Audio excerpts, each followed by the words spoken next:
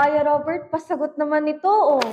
Ano ba yan? Oh, about polynomial function. So which of this could p of x be? You can have two different approaches here. One is approaching through the zero of a function. The other is approaching through the graph of the function. So it depends kung saan ka mas comfortable. First approach, zero of the function. That's what we mean here by intersects the x-axis. Ano ibig sabihin nun? Your point is on the x-axis. That means what's the value of your y-coordinate? 0. 0. Yun ibig sabihin natin that your f of x or your y should be 0.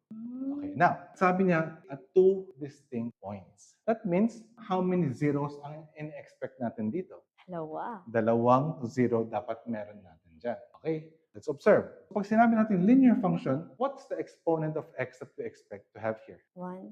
So pag raised to the first power lang siya, that means the most number of 0 is 1 lang. So you can have 0 na 0 or 1 na 0 of the function. So pwede ba siya magkaroon ng two distinct points dito? No. Not possible. How about your quadratic function? X to the second power. How many possible zeros can you have? 2. So pwede ka magkaroon ng 2, pwede ka magkaroon ng 1 lang, pwede ka magkaroon ng 0. So pwede bang magkaroon ng two distinct points? Yes. How about if it's cubic? It's x raised to the third power.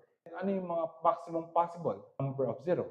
3. Pwedeng 3, pwede rin 2.